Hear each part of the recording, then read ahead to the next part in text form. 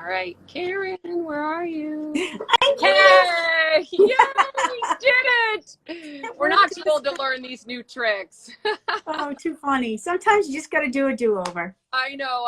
Welcome back, Karen Dendy Smith from the Animal Communication Collective. Thanks for joining us today with this Instagram Live, trying to get some insight on a couple of the dogs in the Fundación Adan shelter. We're having difficult behaviors or concerning behaviors, and we're trying to get to the bottom of trying to make it easier for them.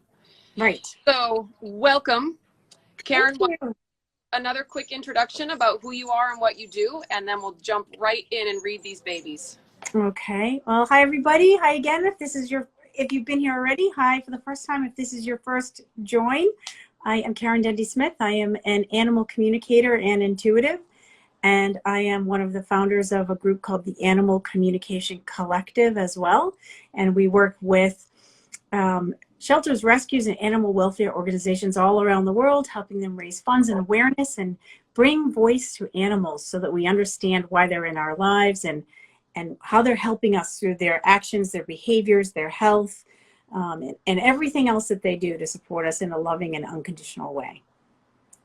Thank you. So happy you're here again. Thank you. So I'm going to let Elisa introduce these girls, and we're going to give you minimal information unless you ask for more. Okay. And see how we can do this time. Maybe okay. I would do it like more in the back because they're big dogs and they're two, and you go. Okay, whatever you want to do. Okay. We're learning as we go. So to show you in a better way, yeah, like that. So this is Kia. This is Kia. Hi, Kia. They are sisters. They have 4 years old, Okay. and they for 10 days born. 10 days. They came when they were 10 days old. Yeah, 10 days. Oh. And passed away this year. 4 years, and they have never been adopted. Their behavior is so weird. They're calm. They're good with people. But what happened is that the dogs from the house doesn't play with them. Instead of playing or be a good pack, they're like barking to them, and they don't do anything. They're just in one spot, and the dogs come and bark to them. Okay. And the favorite of them is like, this is my space. Just don't invade it. Yeah. But we don't know why they are like this. So how can I make them be part of the pack and that they don't behave like this? They love to run, they love to walk, they're good people, but it's the situation with the other dogs in the house. Okay, well, ask them how they feel. We've got Kia and we've got Blanquita. Yeah. So I'm just going to connect with them for a second and invite them to come talk to us. So what I'm getting actually is Kia keeps stepping forward before Blanquita. Kia wants to be the spokesperson or spokesanimal. So she wants to speak for both of them first. So I'm going to let her take the lead as well. So I'm going to ask Kia, what is it that you want us to know about your relationship with Blanquita and other dogs?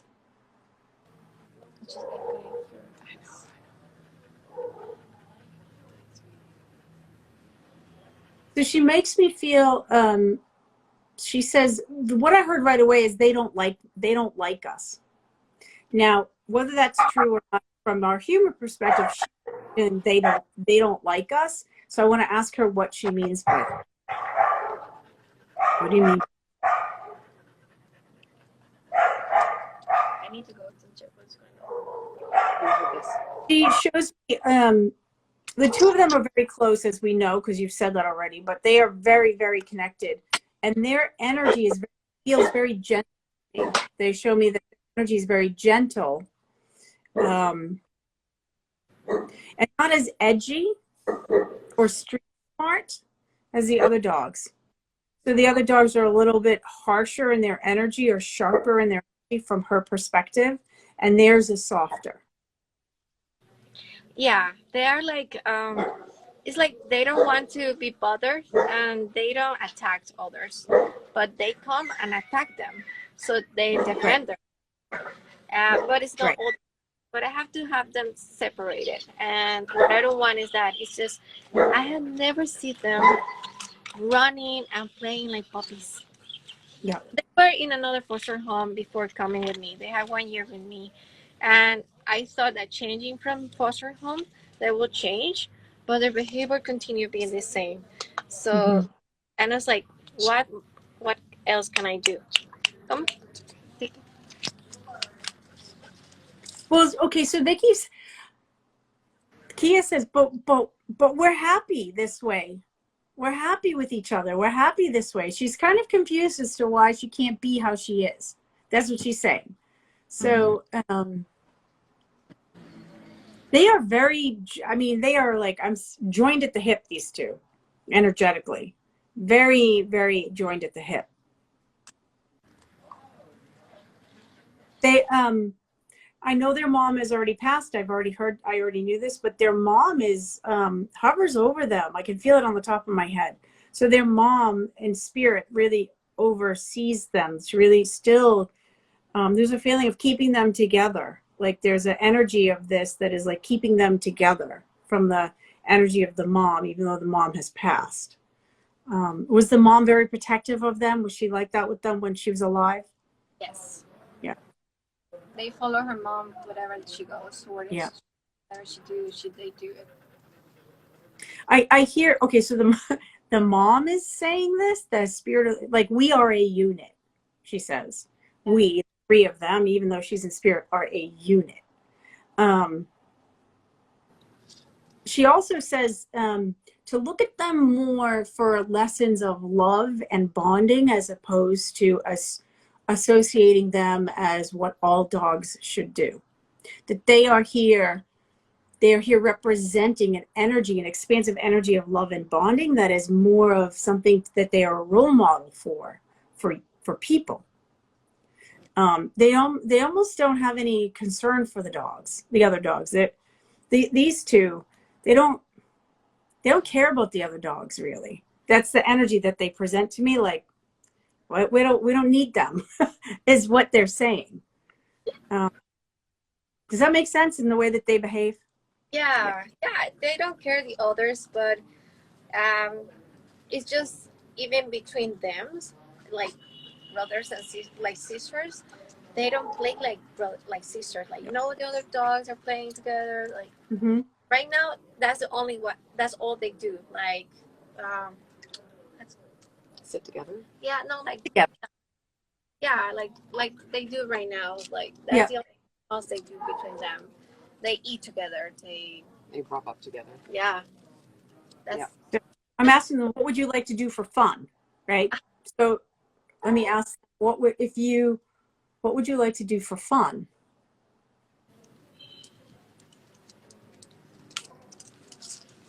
So they're showing me water. They are showing me water. Like they would like to jump in the water.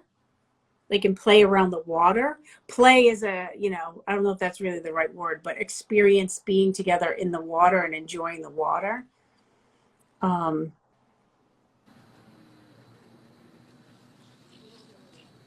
They're actually saying they're enjoying taking in the energy of life. They're enjoying taking in the nature that's all around them. They're kind of, I said, well, how do you want to play? And both of them, they kind of looked at me sideways and like, what are you talking about? That's not really their interest as much as being together and enjoying being present and being happy with each other and taking in nature and water. Do they like the water? Have you ever had that opportunity? When they get washed, they are the best dogs to be washed. Like there, you can do whatever with them, and they don't behave like other dogs. Like, I don't want to get washed, or like, no, they behave so well with that. Maybe I will try with the little pool I have. What I have noticed is that when they try to do something and the other dogs are around, the other dog has stopped them to do that. So the other doesn't let them leave them. So There is an energy with the two of them that, again, like I said, there's a very feminine energy between the two of them, a softness. And the other dogs, it triggers in them, there is hierarchy, and I can feel the hierarchy. And those are the other dogs who are have been through more. Like there's a lot more angst for them. They really don't really understand the energy of you because they don't have that kind of a background, and so they see it as a layer of overpowering. Like it's a way for them to keep everybody in line. When I ask them about the energy of the other dogs are more, they've been through the mill, I guess you'd say. They've had a rougher time out on the streets. And so they have an edge to them and a hierarchy to them and a pack mentality to them that these two girls have not really been a part of. And so there is a difference in their energy where they want to usurp them in a way. And I also feel like the way for them to get to know other dogs would be if you ever had like a young puppy come in. Like if you had a mother that, I'm feeling like there may be puppies that come in and a mother that doesn't make it or something like that. If there's something like that happens, you could carefully bring and invest with them a relationship with young puppies. you know what I have noticed? Petra came last year, and she was a puppy. And from all the pack, Petra is one of the dogs that she's always with them. Like the only that they don't bark to her, and she's the only that she can be near to her. I noticed that. I was like, yeah, that's weird because not all of them want to be with them, but Petra was accepted like in their circle, and I was like, and she's a puppy, yes. That was weird. For me, it was weird. Like for every new thing I have been watching, it was like for me, it's like, yeah, like we're going, but very slow doing it. Yeah. Well, again, okay. Okay, so Blanquita's bringing me back to, because she's coming forward as the lead discusser things.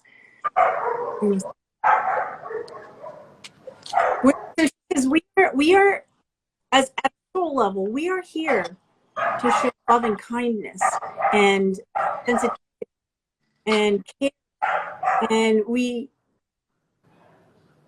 care about the babies, we care about the puppies, we care about the people. You guys, ones who need our. They already have it together. They all know how to survive. They all know what to do. They're already strong and a little bit aggressive. For them, it's really more about caring for those who need gentle love. So they don't need to, in their minds, they don't need to mix with the other dogs. I don't think, I can tell you from the energy I'm feeling, I don't know that that's something that would ever happen.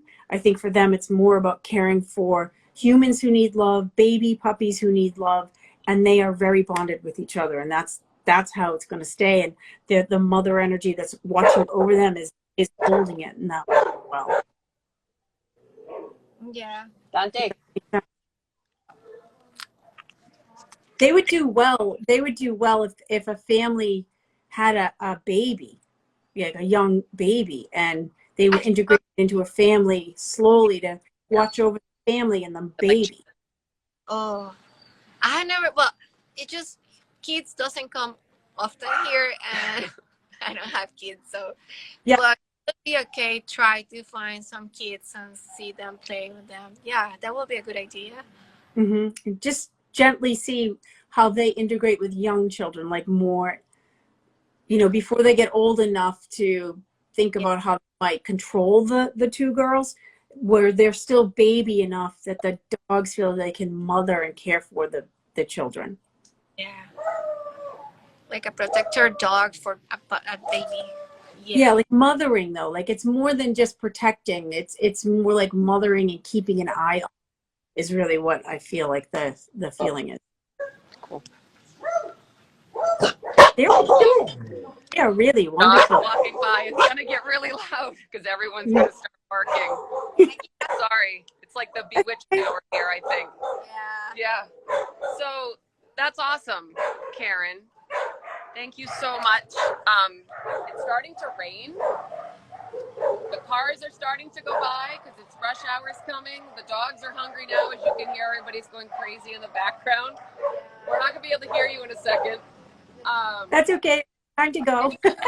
Thank you so much, Karen. Really appreciate you connecting with us and trying this out. I think this could be so helpful for shelters like Fundación Adan to get a little assistance with some hard dogs. It's hard, you know, when you have these shelters and you have to like find a way to keep all the dogs happy and organized and not fighting. And when you have a dog with a quirky behavior, it can really upset the vibe in the shelter. So this was awesome. I think that we got some good advice on how to work with these dogs. I'm curious about the medical stuff with the first dog, Chalupa. I'm not gonna try to change them. I'm just gonna try to accept them more and better, I think. Find a good environment for them. Yeah. Yeah. Kia. Now I know, like, what I'm trying to do. What, Karen? They all have their jobs to do. They all have their lessons to help us learn. Right. And so we embrace who they are more. We get to understand them more. Some things can shift and change, and some things reveal themselves as very helpful. Wonderful. Thank you so much. It was wonderful to see you both, as always. Thanks for this opportunity. This was fantastic. We'll try again. That would be great.